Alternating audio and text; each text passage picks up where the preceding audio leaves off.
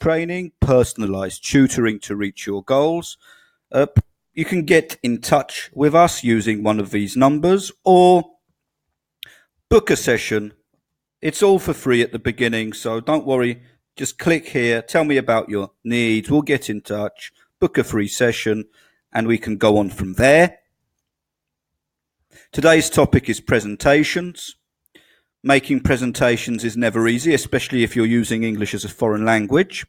And there are some steps that you should follow. Step 1.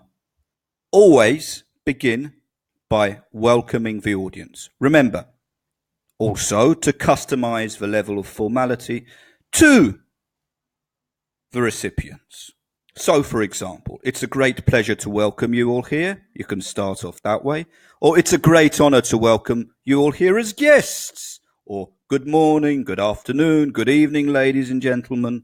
I would like to warmly welcome you on behalf of company XXX, and so on. So, welcome the audience. They're here to listen to you. They're the most important members of this entire event. Now, introduce yourself as the speaker. You can use some structures such as allow me to introduce myself, my name is, or I would like to start off by introducing myself, my name is, or first of all, just a few words about myself, my name is and I've been working here as etc. Step 3, introduce the topic to be presented.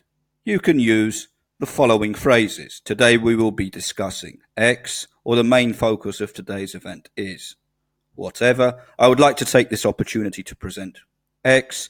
Let me start off by introducing the topic, which is whatever it may be. Step 4, present the objectives of the presentation. The purpose of today's presentation is, or the objectives of today's presentation are, and give your goals, what you want to achieve during the presentation. Step 5, the structure. This presentation consists of 4 parts. I'll begin by, then I'll move on to.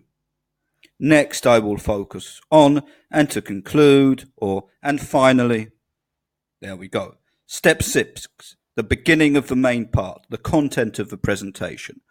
As you are all probably aware, XXX Polska or whatever has been conducting intensive research into, let's say, brand awareness. And then you go on there, from there. Or let me by explaining, what we've been doing recently, which is intensive research into brand awareness. Step 7, a conclusion to help the audience remember each part of the presentation. So finish off each part with a short conclusion, such as the results of our research make it clear that brand awareness should be increased by primarily focusing on social media campaigns. Step 8, end of part 1 of a presentation, if it consists of 4 parts, for example. So that's all as far as research into brand awareness is concerned. Now moving swiftly on to the next part, which is, so having explained our research into brand awareness, now I'd like to focus on target markets. That could be the next part of the presentation. Useful phrases for transition. We can use phrases such as moving on to the next point, or I would like to turn your attention to, or this leads me to the next point, or now I would like to focus on. Useful phrases to present examples. To give you an example, let's look at, or I would like to illustrate this point by, or as an example, to show you an example. Useful phrases for presenting detail. I would like to elaborate on this point by showing some real-life examples. Or let me explain further by, or I will expand on or upon this point by showing you some graphs. Useful vocabulary for graphs. Let me show you these graphs to present our findings. Or I'd like to illustrate this point by showing you this graph. Or the graph perfectly shows or depicts how, etc.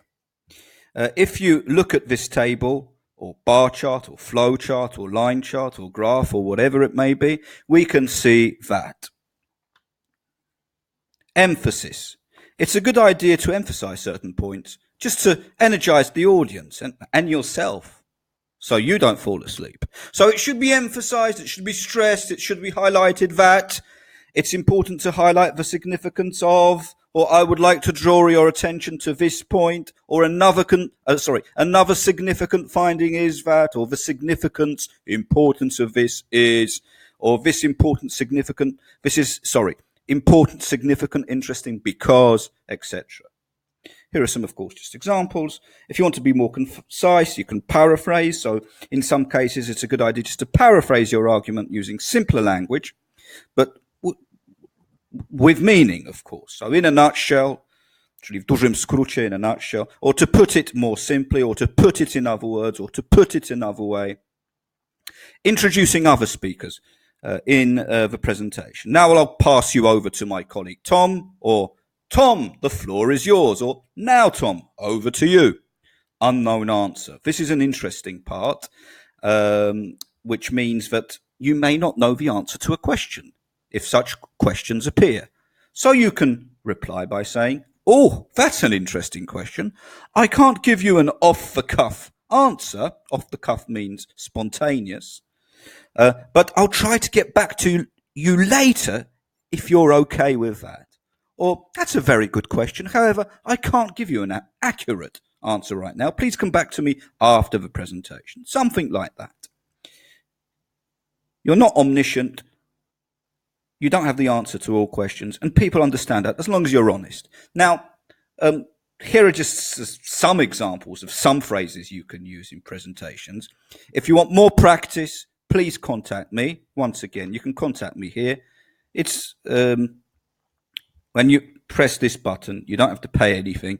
Yes, it's just getting in touch with me through my mail, or you can fill in this form. And I hope to hear from you soon. So stay happy, stay focused, stay energized, and catch you later. Take care.